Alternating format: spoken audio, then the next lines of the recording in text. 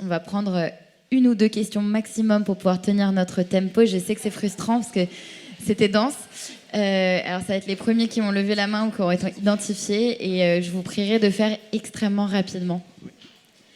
Bonjour, Pierre Vernet, je suis étudiant à Sciences Po Bordeaux. J'avais une petite question pour Monsieur Fouchier.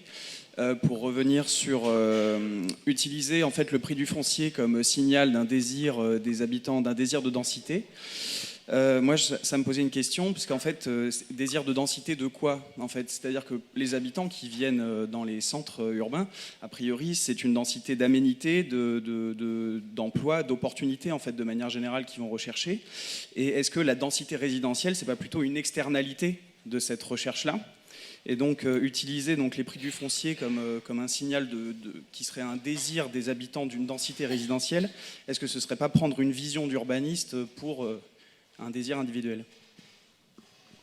Peut-être on va enchaîner directement avec les questions, prendre une deuxième question dans la foulée. Ah bah, voilà. Pardon. Ouais, excusez-moi, si quelqu'un peut poser une autre question. Bon. Ah, voilà, vous êtes fait voler la question. Moi, je vais essayer de poser une question pour les trois. Parce que les trois, vous avez parlé de taille de ville et de seuil de densité. Et est-ce qu'on peut rentrer un tout petit peu plus précisément là-dessus? Parce que j'ai vu que par rapport au plan directeur de Paris notamment, vous aviez travaillé presque à renforcer cette densité en densifiant les petites couronnes.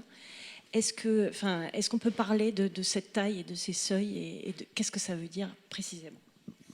Et alors, je vous propose de vous donner la parole pour répondre. Moi, je me permets d'ajouter qu'il y a quand même le côté multiculturel qui, pour moi, est un plaisir et un désir de la densité. Si je peux me permettre dans la réponse.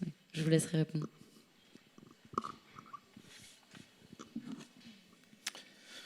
Non, la question sur le prix au mètre carré et le désir résidentiel, c'est un peu la poule et l'œuf. Il y a un effet, il y a une cause. Donc, je ne sais pas bien répondre à votre question. Elle est juste comme question.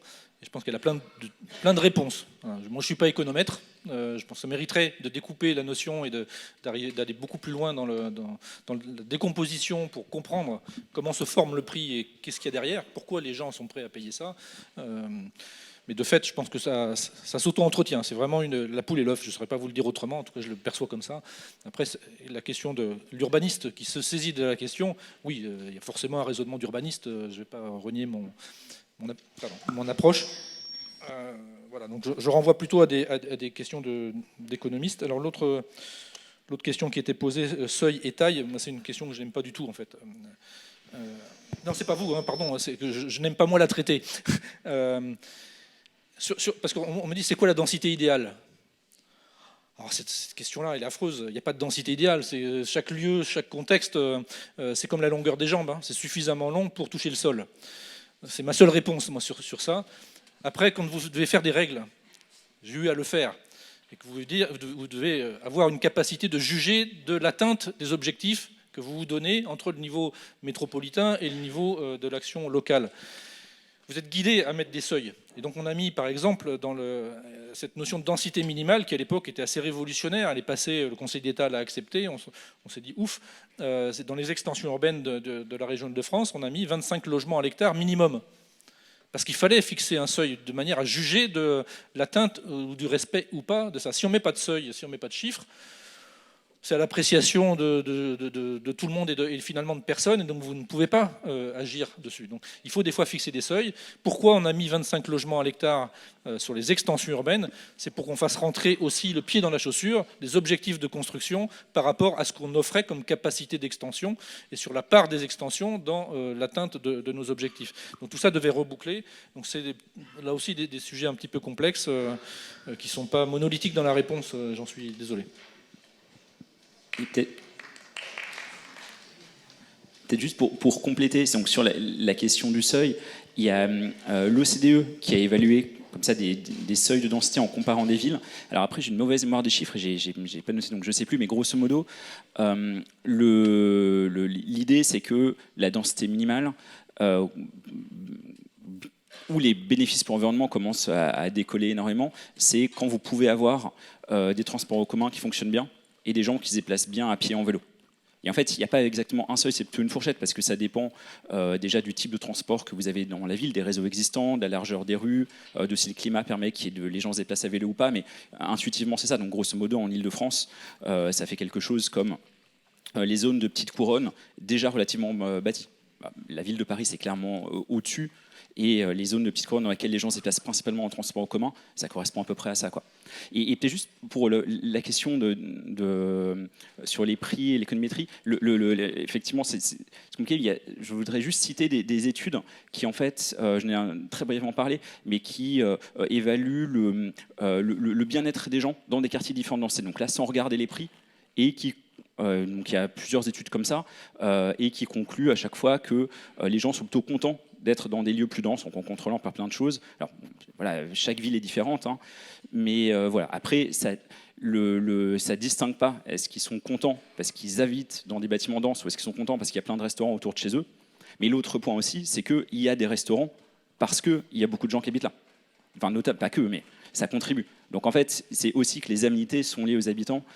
Mais disons que si la question c'est est-ce qu'il faut faire plus dense ou pas, au total, quand on prend le package, en tout cas, il y a des études qui disent que les gens sont plutôt contents. Pour finir, juste pour compléter de nouveau ce propos-là, si on doit donner quand même une définition un peu précise, les prix de l'immobilier, c'est un résultat de force de marché, c'est l'économiste qui parle, mais c'est un résultat entre force d'agglomération et force de dispersion. Donc il faut raisonner en termes de variation. Ce n'est pas le niveau des prix qui reflète un désir de s'agglomérer. Si les prix augmentent, ça signifie qu'il y a plus de gens qui veulent s'agglomérer et vivre du coup dans une zone qui se densifie. Donc je pense qu'il faut vraiment raisonner systématiquement en termes de variation et en termes d'équilibre entre... Il y a des gens qui aiment vivre en ville et d'autres qui se dispersent parce qu'ils rejettent certaines externalités négatives. Mais le prix immobilier, c'est le reflet de ces forces-là, je pense.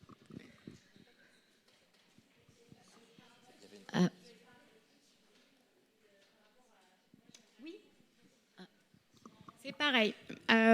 Pour le coup, réponse d'économètre, je raisonnerai en variation. Alors nous, comme on a un échantillon de villes à l'échelle internationale, on était obligé de prendre des critères qu'on applique à tous les pays, donc c'est discutable aussi. Donc nous, on avait ce seuil déjà de considérer des villes de plus de 300 000 habitants. Okay, donc ça concerne par exemple pas énormément de villes en France, mais donc c'est un seuil pour avoir des données suffisamment abouties.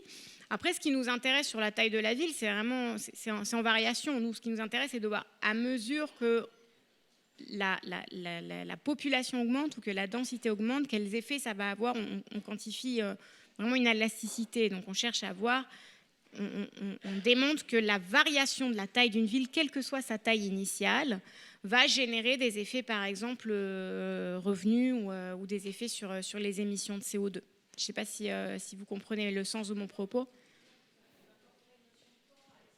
Exactement, c'est pour ça qu'on travaille avec un panel. C'est-à-dire qu'un panel, on a une dimension temporelle et une dimension géographique qui nous permet justement d'étudier des relations entre différents phénomènes, à savoir densité, pollution, à travers la variation temporelle et géographique. Je vous propose qu'on termine du coup le débat pendant le déjeuner et je vous retrouve à 14h ici. Merci beaucoup.